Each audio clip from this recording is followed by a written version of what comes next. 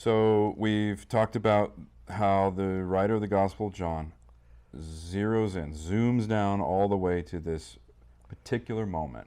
This is a transition moment, but this is a historical transition. This is a transition of God's work in history. This is a transition between huge things. This is an absolutely pivotal moment. But you also mentioned there are people there, and people go through those moments. This isn't just a historical moment.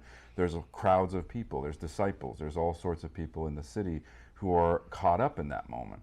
And so maybe as we're sort of thinking about why is this such a dramatic transition? Why is this such a dramatic historical moment of change? And maybe we can think about how to connect that with the personal moments of people who are going through historic change or historic transitions like that.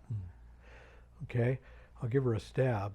Well, if you think about the models that Jesus laid down in chapter 10 of John, relationship between God and his sheep is going to include Jesus as shepherd. Right. And if that's going to be a if that's going to be the schema or the order of a new cultural relationship, the fields of grass are the places that they feed on, the life they have in this world, Right. and the thoughts of Christ, the meditations of Christ being the way they digest and develop those incidents.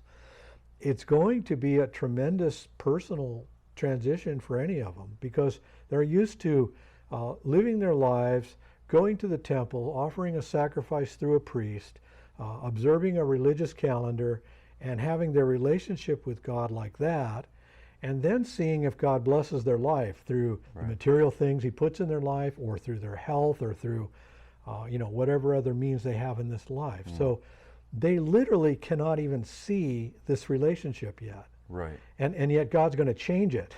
So he's describing it for them in ways, and consider, John, the writer, I mean, he's writing at a time where the temple's not even there anymore. So Right. everything has changed completely. That's really interesting because you're talking about them for 1,000 years, being used to, not necessarily being shepherded in the sense that we've been seeing with Jesus, leading them to new pastures or different pastures, but to go to the same routine, to the same place, to find God in the same ways, and all of that is about to get completely disrupted. Yes. And as you said, by the time John's writing about this, that pattern isn't even available anymore, right? That